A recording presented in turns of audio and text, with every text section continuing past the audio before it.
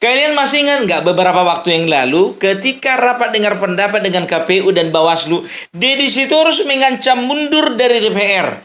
Tapi sampai sekarang ditunggu-tunggu nggak mundur-mundur. Mana? Gentleman lawa. Mundur dong. Masa nggak mundur-mundur? Ingat ya, laki-laki itu nomor satu yang dipegang itu omongannya, nomor dua duitnya. Jadi kalau laki-laki udah nggak bisa dipegang omongannya, kayak mana mau dipegang duitnya? Tara, mak, cereng. Halo guys, ketemu lagi dengan saya di Analisis Sengit. Di channel ini kita akan mereaksi isu-isu perpolitikan tanah air terhangat dan terkini. Seperti biasa, saya akan mengajak kalian semua menyimak video dari seorang pakar, pengamat politik dunia maya terkeren abad ini. Siapa lagi kalau bukan Opung Parbela. Selain ulasannya daging semua, juga sangat kocak dan dijamin mengocok perut kalian semua. Sangat cocok ditonton oleh kita semua yang penat setelah seharian bekerja. Tonton hingga habis ya guys, karena ulasan dari saya akan saya sajikan di bagian belakang video. Jadi mari kita saksikan dulu videonya hingga usai, baru kita ulas bareng-bareng di bagian belakang. Jangan lupa tulis pendapat kalian di kolom komentar ya guys. Nah, membahas apakah Opung kali ini, mari kita simak saja bareng-bareng videonya. Ini dia. Kalian masih ingat nggak beberapa waktu yang lalu ketika rapat dengar pendapat dengan KPU dan Bawaslu, Deddy Sitorus mengancam mundur dari DPR. Tapi sampai sekarang ditunggu-tunggu nggak mundur-mundur. Mana? Gentleman lawa. Mundur dong. Masa nggak mundur-mundur? Ingat ya, laki-laki itu nomor satu yang dipegang itu omongannya, nomor dua duitnya.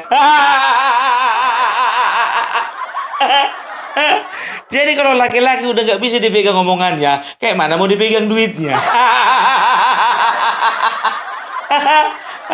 Padahal bukannya bilang apa ya, sebagian besar masyarakat sedang menanti-nantikan.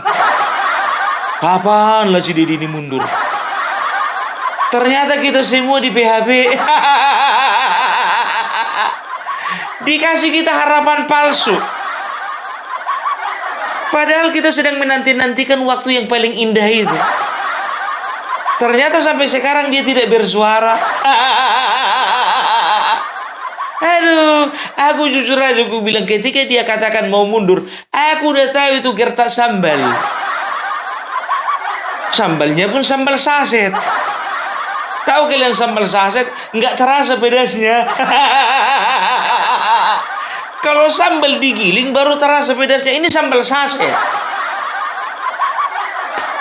Coba bayangkan kalian dulu. Sampai sekarang nggak mundur-mundur. Masih nongkrong dia di sana.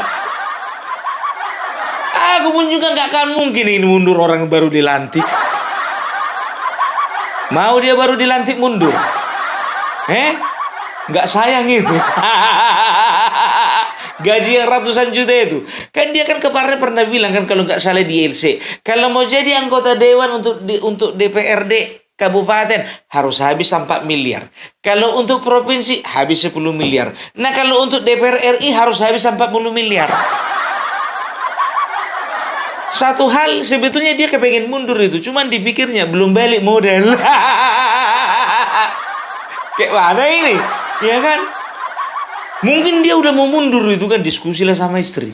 Iya kan? Kayak mana itu Pak mundur lah kau. Kau hitung dulu. Kau lihat dulu catatanmu. Udah berapa habis? Ditengok catatannya kan, dicocokkan sama yang dibilangnya di LC itu. Iya, hampir 40 miliar. Datanglah istrinya mungkin. Kau kalau misalnya mundur kau mau jadi apa? Baru dilantik mundur. Kecuali kalau misalnya 4,5 tahun dia menjabat, sisa setengah tahun menjabat, ya kan mundur dia, masuk akal. Alah, makin lama makin ngelantur kawan ini, jujur aja gue bilang. Sama kau kayak kawanmu si apa namanya itu si Adiana Pitupulu, sama-sama ngawur kalian. Masa dibilangnya Megawati adalah orang yang paling berjasa? Kalau bukan gara-gara Megawati, SBY, Joko Widodo, Prabowo nggak akan mungkin jadi presiden. Udah sama-sama ngawur orang ini, jujur aja gue bilang. Yang sama-sama terantuknya kepala kalian. Yang satu di tembok, yang satu di aspal, enggak? Aduh. Apalagi yang kemarin dia menyatakan apa? Bahwasanya kemarin bulan Desember tahun 2024 ada seorang utusan yang berwenang yang mengatakan bahwasanya Hasto harus mundur dari sekjen dan Joko Widodo jangan dipecat. Apa urusannya? Begitu ditanya wartawan ditantang sama Bapak Joko Widodo, siapa orangnya? Maksud tujuannya apa? Saya udah sabar loh ya. Saya dihina, saya diam. Saya difitnah, saya diam. Saya dituding ini itu diam. Tapi orang ada batas kesabarannya. Kalau sekali ini kena lagu diri. Tapi ada poin yang menarik dari ucapannya si Didi. Dia mengatakan apa? Bahwasanya ada 9 orang kader PDIP yang sedang diburu KPK. Kalau untuk bagian itu aku percaya. Mungkin kalian bisa nggak percaya. Terserah, itu hak kalian. Kalau aku percaya karena apa? Karena maraknya ya kader-kader mereka yang diangkut satu-satu. Kan lagi ngetren itu. Kader PDIP baik pun tingkat pusat maupun di daerah itu diangkat satu-satu. Kasusnya seragam, korupsi.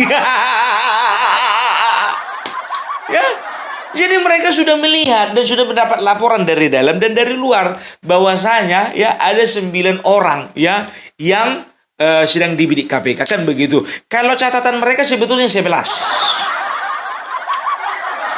Si ini. Catatan kita 11 loh. Ya kan? Datang informan dari luar, ya kan? Disamakanlah catatan. Tapi kalau KPK 9 loh.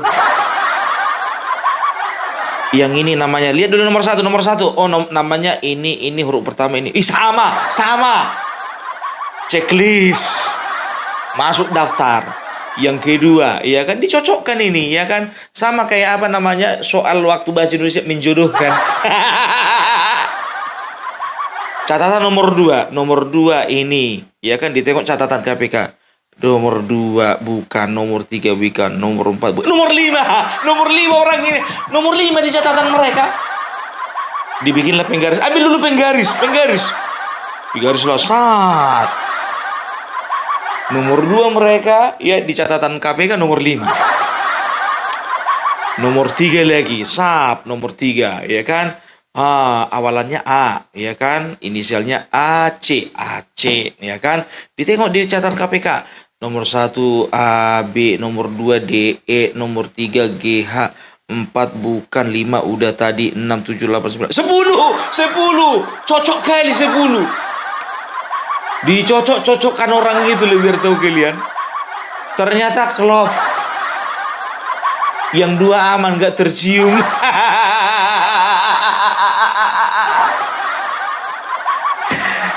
Ya kalau itu tadi ku dramatisirnya itu. Iya kan? Tapi mungkin saja karena apa? Sebetulnya mereka itu udah tahu siapa-siapa yang bermain. Apalagi kalau sebab mereka terima setoran. Udah tahu itu. Sekian dari sana, dapat setoran, ya kan begitu. Dari mana? Dari uang pribadi, uang belanja. Udahlah, ini kan asumsi yang sudah terbangun di publik karena memang sudah seperti itu prakteknya. Kan begitu, ya kan? Setelah itu apa? Ya, jadi kalau kukatakan sebetulnya yang 9 orang ini bisa saja ada. Bisa ada, ya kan? Dan sekarang ini yang 9 orang ini lagi nggak aman ini. Kenapa mereka tidak umumkan? Kan begitu. Ya kalau diumumkan malulah mereka. Jadi dibilanglah seolah-olah dibidik, kan begitu. Padahal memang betul dibidik, kayak mana mau dibilang? Jadi begini ya, simpelnya ya, KPK zaman Setya Budianto ya, itu berbeda dengan zamannya Firly Bahuri. Waktu zamannya Firly Bahuri, kental sekali kedekatan Firly Bahuri ya, itu dengan PDIP ya. Tapi kalau untuk Setya Budianto enggak lagi.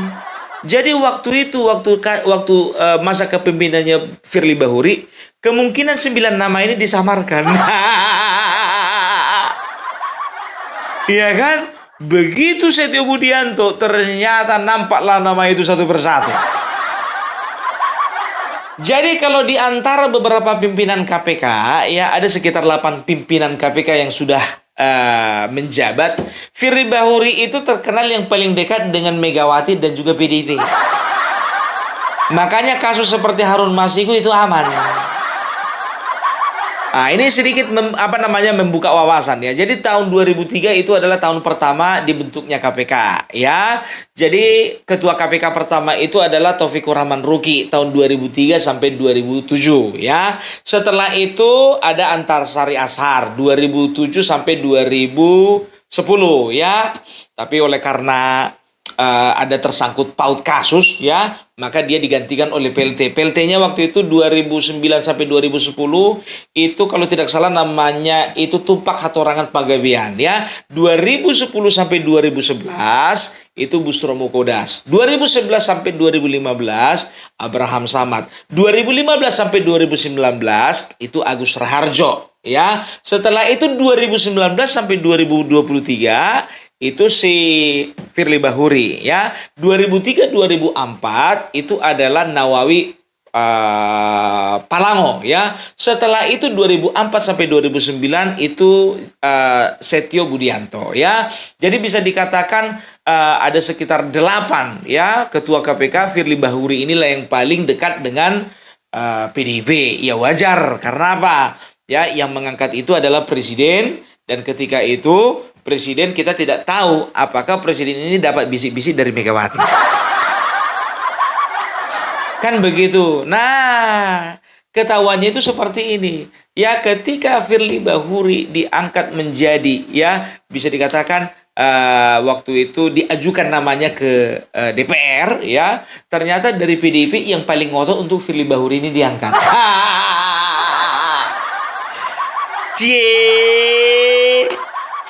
Ternyata ya, meskipun Firly Bahuri dikenal dekat dengan Megawati dan juga PDIP, namun pada akhirnya Firly Bahuri oleh Polda Metro Jaya ditetapkan menjadi tersangka. Kasus apa? Kasus pemerasan. Ngompas dia, Bang. Yang dikompas siapapun itu mantan Menteri Pertanian Syahrul Yassin Limpo. Berapa banyak? 7,2 M. Aku sanksinya ini Firly Bahuri waktu sekolah itu aja kerjanya ngompas anak orang. Ya, jadi bisa dikatakan jujur aku bilang saat ini PDIP sedang berjalan di dalam bayang-bayang ketakutan. Karena apa? Backingannya udah jadi tersangka. Udah nggak ada lagi backingan di KPK. Presidennya pun sudah lengser, sudah tidak menjabat lagi. Kalaupun sebetulnya sudah masih menjabat, nggak mau bantu orang dipecat. Makanya mereka itu ya kader kepala daerah, anggota dewan ya yang melakukan tindak pidana korupsi, yang kemarin nggak kecium sekarang kecium. Penciuman KPK yang sekarang lebih tajam dari yang kemarin.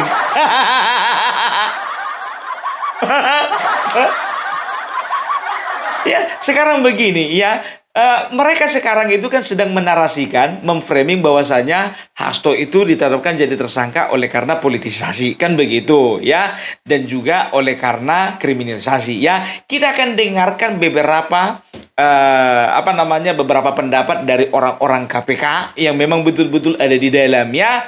Jadi kita akan bahas satu persatu. Ya, seperti yang sudah sering saya jelaskan ke publik ya, Pak. Jadi saya jelaskan kembali di sini bahwa kasus ini murni penegakan hukum. Saya yakin itu. Ya, kalau misalnya ada tuduhan ini ada pesanan, kemudian ini politis dan sebagainya, ada yang diuntungkan, ya memang ya pasti dalam suatu hal ya peristiwa memang ada yang diuntungkan gitu ya. Tapi kan apakah ada korelasi langsung? Ya kan belum bisa dibuktikan. Yang diuntungkan siapa dalam kasus ini? Ya kalau mereka selalu mengatakan Pak Jokowi kan mereka dulunya Pak Jokowi gitu kan, dibilang ini KPK edisi Jokowi. Jadi dulu Pak KPK edisi apa? Gaban, Sariban, atau Megaloman. Oh, ini dianggap dituduhnya KPK edisi Jokowi. Edisi Jokowi. Jadi ini atas kepentingan Jokowi. Iya, bahkan ada video Hasto yang kemarin viral ya. Apa tuh isinya? Loh, bukannya udah kemarin dijelasin di bawah. Isinya. Iya, Kan kalau lu kasih komen berarti harus jelas. Iya, ya intinya kan istilahnya menuduh Pak Jokowi itu adalah dalang di balik revisi undang-undang KPK. Padahal kita tahu ya, terlibat juga semua, gitu kan. Gak usah ditangan lah. Iya. Artinya bukan hanya Pak Jokowi. Iya, ya kan. Nah, kembali lagi kepada permasalahan Hasto ini kan, ya saya pikir kemarin kan juga diserang kenapa penyidik buru-buru gitu kan, melimpah. Ya saya pikir nggak ada yang namanya buru-buru ya. Kalau buru-buru kan malah merugikan penyidik. Ya buru-buru malah merugikan jaksa penuntut umum yang akan bersidang. Ya buru-buru malah menguntungkan Hasto. Wah ini berkasnya belum lengkap, nih berkasnya banyak bolongnya. Ya kan kenapa sih? Ini kan tadi ketika tuduhan-tuduhan ke penyidik ya. Emang oke lah, penyidik begini-gini. Tetapi ingat penyidik kan juga ada yang mensupervisi, itu jaksa. Kan penyidik nggak bertarung di pengadilan. Ya jaksa itu kan bukan sekedar dia hanya menerima makanan jadi ya. Tapi kan kalau di KPK kita tahu sendiri dari awal dia sudah memberikan petunjuk-petunjuk ya, sudah koordinasi dengan penyidik. Jadi mereka katakan apa? Bahwasannya ini bukan orang main-main loh. Ini yang satu Yudi Purnomo Harahap ya, itu mantan penyidik KPK. Setelah itu Novel Baswedan juga mantan penyidik KPK, dan Bambang Wijayanto itu mantan wakil ketua KPK periode 2011-2015 ya. Jadi mereka menyimpulkan bahwasanya ini adalah proses penegakan hukum murni kan begitu ya. Nah, jadi kalau bisa dikatakan mereka selalu menuding bahwasanya Joko Widodo adalah satu-satunya pihak yang melemahkan KPK. Ternyata orang KPK sendiri mengatakan bahwasanya bukan Joko Widodo, tapi DPR. Yang paling ngotot itu PDIP.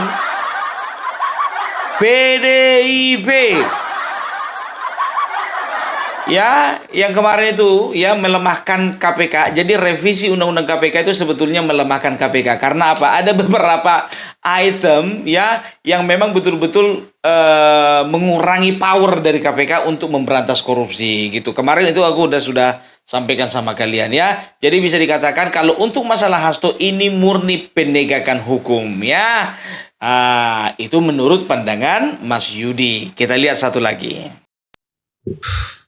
Jika saja peradilan itu bisa membuka secara jelas, terang semua peristiwa yang ada, jangan-jangan akan ada kasus baru lagi yang muncul di situ. Dan saya yakin itu mestinya momentum ini digunakan ya. Karena seperti apapun setiap kejahatan harus diungkap dengan setuntas-tuntasnya. Kalau ada dugaan, dan ini pernah dibicarakan oleh beberapa media juga, terkait dengan upaya untuk menutup kasus besar tertentu, dan menutupnya itu dimungkinkan atau diduga keras itu ada suap, karena kasus besar suapnya pastinya besar gitu. Dan oleh orang-orang yang berpengaruh, orang-orang punya pengaruh. Ketika ini diungkap, harapannya adalah kita tentunya tidak ingin ini terjadi di kemudian hari. Yang kedua, orang-orang yang berbuat sejahat ini harus dihukum, tidak bisa dibiarkan. Semoga bisa diungkap di persidangan.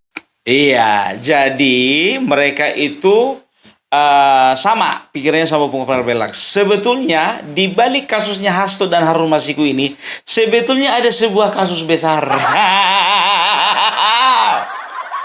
Kasus besar.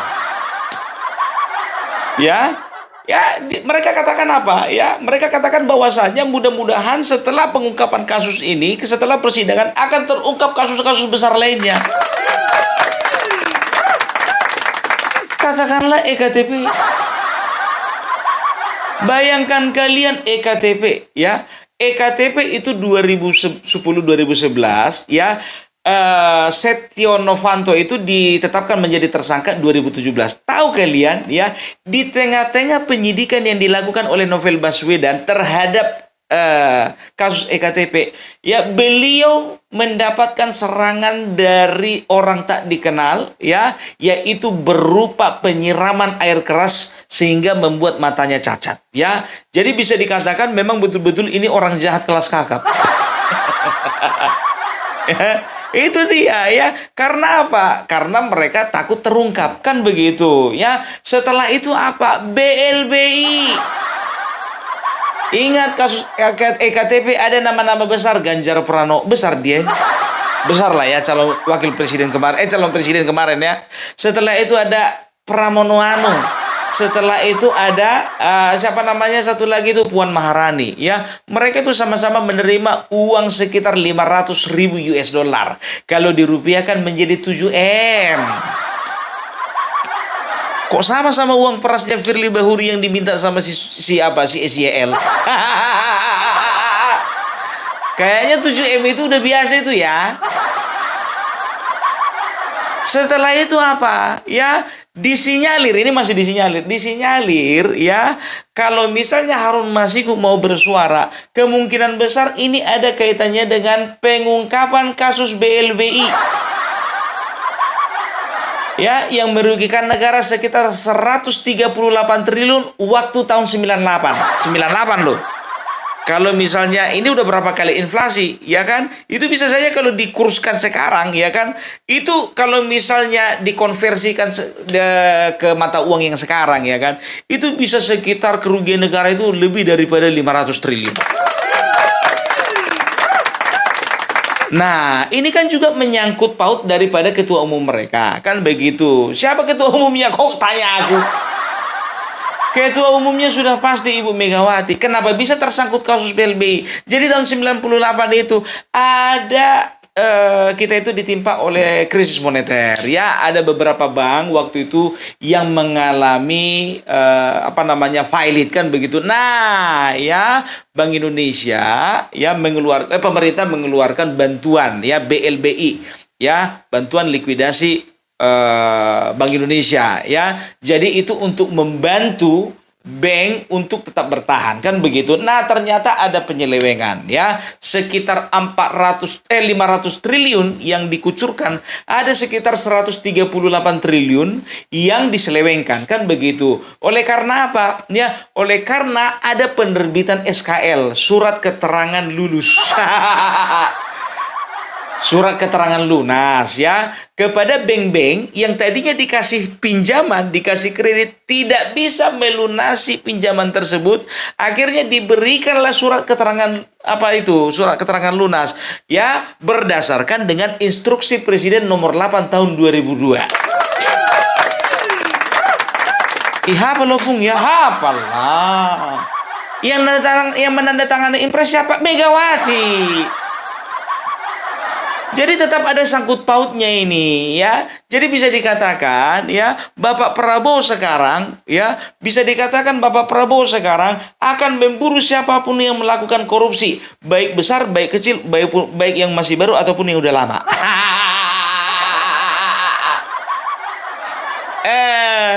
Ya, pokoknya kita akan melihat ya bagaimana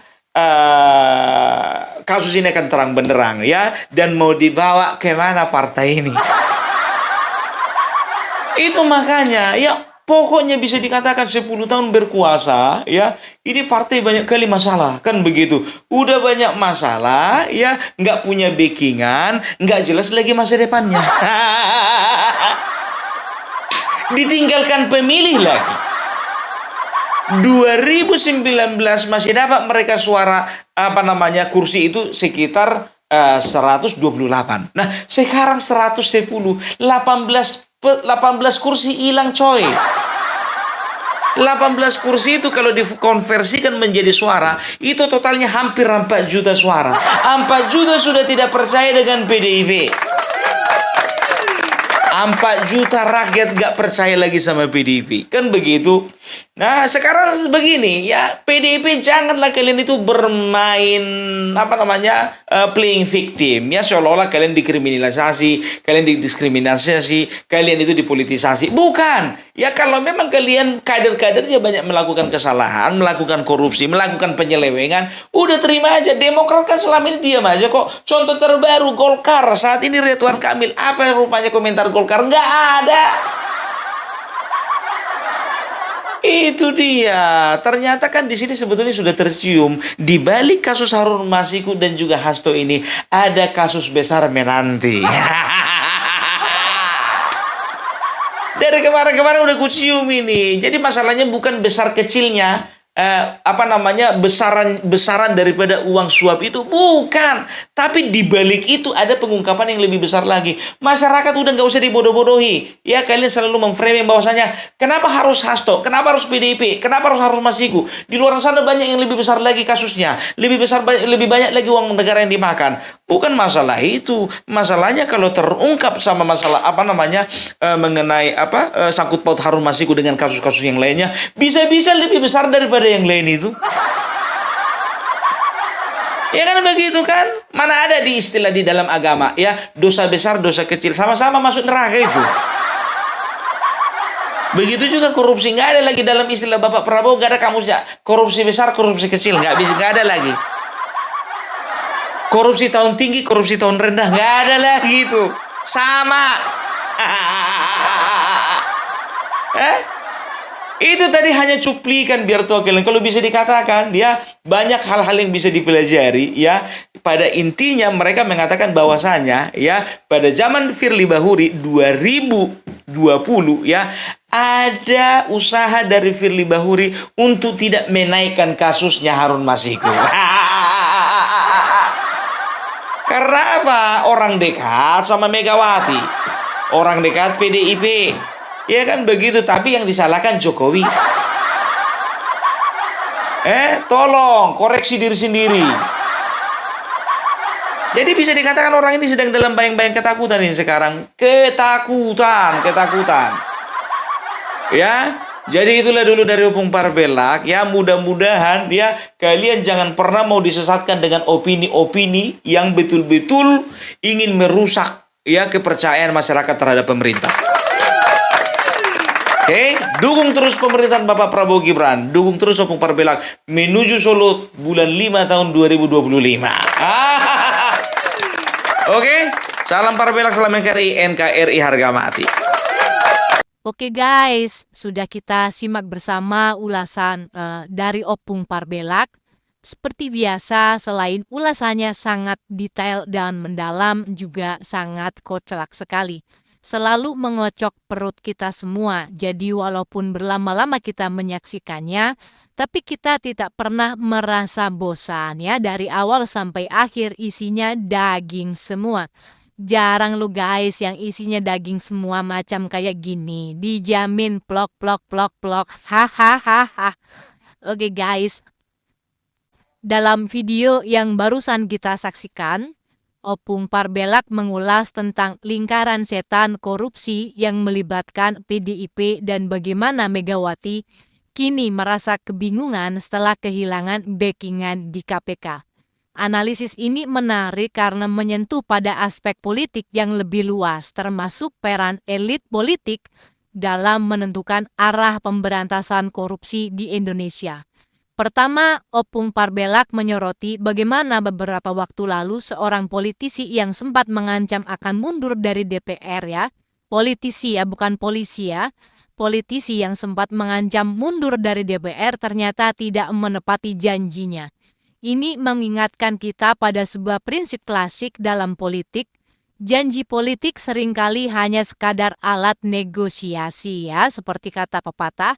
Lidah tidak bertulang sehingga janji bisa berubah tergantung kepentingan. Kemudian yang kedua, Opung menyoroti peran KPK dalam pemberantasan korupsi, terutama dalam konteks perubahan yang terjadi sejak kepemimpinan Firly Bahuri. Dalam analisisnya, Opung menyebutkan bagaimana kedekatan Firly dengan PDIP menjadi faktor yang sangat menentukan kebijakan KPK selama beberapa tahun terakhir. Ini mengingatkan kita pada konsep capture theory, di mana lembaga penegak hukum bisa saja dikendalikan oleh kelompok tertentu untuk kepentingan politik pribadi mereka. Selain itu, Opung juga mengulas bagaimana ada daftar nama-nama kader PDIP yang sedang dibidik KPK. Dalam hal ini, ia menggunakan analogi soal ujian soal ujian bahasa Indonesia, yaitu nama-nama yang diincar cocok dengan daftar yang dimiliki KPK. Ini mencerminkan metode investigasi yang berbasis data dan bukti, seperti yang kita ketahui. Dalam ilmu forensik dan investigasi kejahatan, pencocokan pola merupakan metode penting dalam mengungkap sebuah kasus. Kemudian Opung menyoroti sejarah panjang KPK sejak dibentuk pada tahun 2003 hingga kini. Dari era Taufikur Rahman Ruki hingga Firly Bahuri, setiap pemimpin KPK memiliki gaya dan kebijakan yang berbeda. Namun salah satu yang paling mencolok adalah dugaan intervensi politik terhadap lembaga anti rasuah tersebut. Ini berkaitan dengan konsep check and balance ya. Dalam demokrasi gitu maksudnya ya, di mana seharusnya ada keseimbangan antara eksekutif, legislatif, dan yudikatif agar tidak terjadi penyalahgunaan kekuasaan. Lebih lanjut, Opung menyoroti bagaimana kasus Harun Masiku masih menjadi teka-teki besar dalam pemberantasan korupsi. Harun Masiku yang sudah bertahun-tahun buron masih belum ditemukan. Ini menjadi bukti betapa lemahnya sistem penegakan hukum dalam menangani korupsi di level elit. Dalam kasus kriminal ada konsep obstruction of justice, di mana upaya menghalangi proses hukum dapat dianggap sebagai kejahatan tersendiri. Jika benar ada pihak yang melindungi Harun Masiku, maka hal ini bisa dikategorikan sebagai penghambatan keadilan. Selain itu, tadi Opung juga membahas bagaimana beberapa pihak mencoba menarasikan kasus-kasus korupsi sebagai upaya kriminalisasi politik ya. Hal ini mengingatkan kita pada teknik manipulasi opini publik yang sering digunakan dalam politik, yaitu victim playing atau playing victim ya, atau berpura-pura menjadi korban untuk mengalihkan perhatian dari kesalahan yang sebenarnya terjadi.